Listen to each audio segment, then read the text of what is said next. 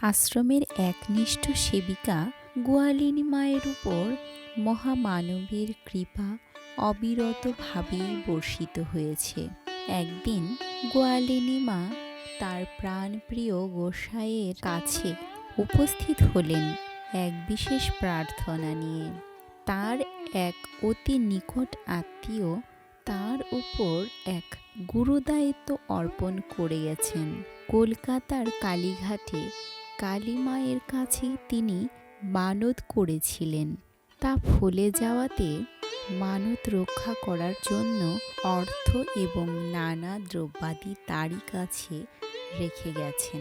বাবা কোনো কলকাতাবাসী ভক্তের মাধ্যমে মায়ের চরণে পৌঁছানোর জন্য। তাই বাবা যদি কৃপা করে কোনো ভক্তের মাধ্যমে কর্ম সমাধা করেন, ব্রহ্মময় মহাযোগী কথাগুলো শোনেন এবং এক রহস্যময় হাসি হেসে তার জ্যোতির্ময় আনন্দিতে বৃদ্ধা মাতার সঙ্গে একটু খেলা করবার স্বাদ জাগে। তাই বললেন, ওই টাকা ও দ্রব্যাদি আমার কাছে দিলেই চলবে, কলকাতায় পাঠাবার কোনো প্রয়োজন নেই, আমি কালীঘাটের কালী।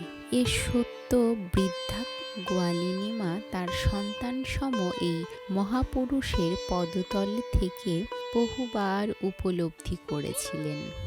তাই তৎক্ষণাৎ তিনি তার কক্ষে অতি সযতনে রক্ষিত বস্তুগুলো নিয়ে যখন বাবার কুঠিরে প্রবেশ করতে যাবেন, এক অলৌকিক অতীন্দ্রিয় দৃশ্য দর্শন করে তিনি আত্মহারা হন।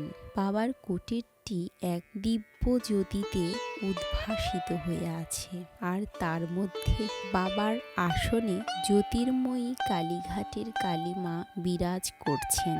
মায়ের এই চিন্ময়ী রূপ দর্শন করে তিনি বাহ্য জ্ঞান হারা হয়ে পড়লেন এবং তার চরণে লুটিয়ে পড়লেন।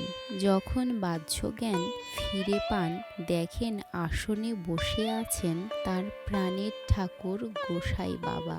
অন্তরে দিব্য আনন্দের মহাসাগরে দর্শন করে এক উপলব্ধির প্রস্ফুটিত কমল, যিনি কৃষ্ণ, যিনি কালী, তিনি শিবরূপে লোকনাথ।